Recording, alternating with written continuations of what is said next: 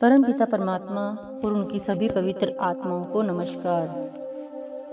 वह सत्पुरुष परमेश्वर स्वयं नर का रूप धरकर संसार में आता है ताकि वह जीव की प्रीति और प्रतीति का आधार बन सके। माता बच्चे में खुद अपना प्रेम पैदा करती है। सतगुरु के रूप में प्रकट परमात्मा खुद जीव के अंदर अपनी प्रीति जगाता है। जिस जीव के अंदर प्रभु के इस प्रत्यक्ष स्वरूप की प्रीति प्रबल हो जाती है, उसके अंदर अपने आप ही परमात्मा की प्रीति की ज्वाला जागृत हो जाती है, जो एक दिन संसार के संबंधों और पदार्थों के मोह को जलाकर राख कर देती है।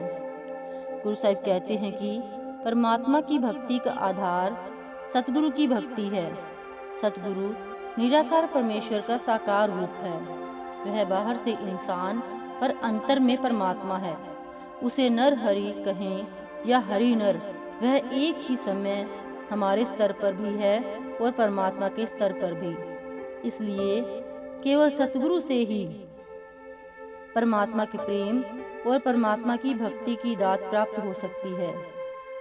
आप फरमाते हैं, जैसे पपीहा स्वाति नक्षत्र की बूंद के लिए तड़पता है और परमात्मा उसकी तड़प को सुनकर बादलों को हुक्म देता है कि अब जाकर बरसो और उसकी तड़प को बुझाओ, तब बादल आकर बरसते हैं।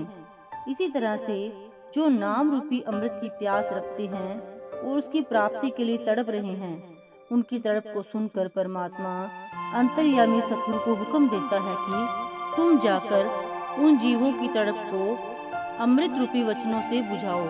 तब सतगुरु प्रकट होते हैं और अमृत रूपी वचन सुनाकर जीवों की तड़प को बुझाते हैं। परमात्मा आप उनकी आग को नहीं बुझा सकता। वह जो पार ब्रह्म परमात्मा है, सो सब जीवों के पास मौजूद है, पर संसार रूपी भव सागर से किसी को निकाल नहीं सकता। जब वही पार ब्रह्म परमात्मा सतगुरु रूप रखकर उपदेश करता है, तो वह संसार के बंधनों से इस जीव को छुड़ा सकता है।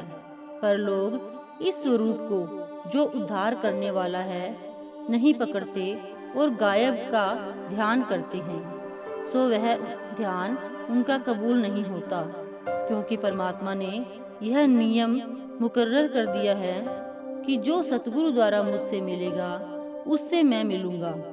निगुरे को मेरे दरबार में दखल नहीं है। काम क्रोध लोभ मोह अहंकार की जड़ और आशा तृष्णा की मैल अंतःकरण में है, सो यह मैल सतगुरु की प्रीति से जाएगी और प्रेम आएगा। जब प्रेम आया तब ही काम पूरा हुआ।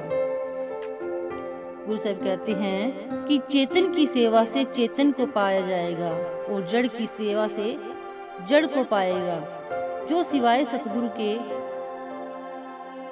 और सब जड़ हैं। एक संत सतगुरु ही इस संसार में चेतन है। इसलिए उनकी सेवा सब जीवों को, जो अपना भला चाहते हैं और चेतन से मिलना चाहते हैं, करनी चाहिए। आप सतगुरु को चेतन और बाकी सबको जड़ कहते हैं। आप शब्द के इस विषय में कहते हैं कि चेतनता सब इसकी जान। सतगुरु के अंदर शब्द अपना घर कर चुका है। सतगुरु देह में होते हुए भी विदेह हो चुके हैं।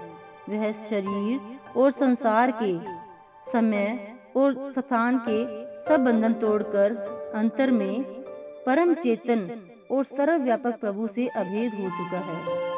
कबीर साहिब फरमाते हैं, सतगुरु चेतन इष्ट है। वह परमात्मा के अंदर जाग उठा है और परमात्मा उसके अंदर जाग रहा है। शरीर और संसार के बंधनों में जकड़े जीव जड़ हो चुके हैं। केवल जलता हुआ दीपक ही बुझे हुए दीपक को जला सकता है। केवल चेतन सतगुरु ही जड़ हो चुके जीवों को चेतन बना सकता है। आप बहुत सुंदर ढंग से समझाते हैं कि सतगुरु परमात्मा का रूप है। इसलिए गुरु भक्ति सबसे श्रेष्ठ और शिरोमणि भक्ति है। गुरु भक्ति समुद्र के समान है। सब नदियां और नहरें समुद्र में समा जाती हैं, पर कोई नदी या नहर समुद्र का स्थान नहीं ले सकती। हर प्रकार के इष्ट की भक्ति गुरु पूजा में आ जाती है, पर कोई दूसरी पूजा या भक्ति गुरु भक्ति का स्थान नहीं ले सकती। भक्ति का उद्देश्य भगवंत की प्रसन्नता प्राप्त करना है। निराकार निर्लेप भगवंत को रिझा पाना असंभव है।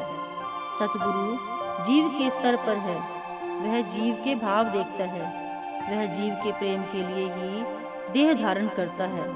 सतगुरु को रिझाया जा सकता है और सतगुरु को रिझा लेना ही प्रभु को रिझा लेना है। सतगुरु भक्ति द्वारा सतगुरु को प्रसन्न कर लेने वाला जीव बहुत भाग्यशाली है। वह सहज ही मन, माया, कर्म और भ्रम के बंधनों से मुक्त हो जाता है।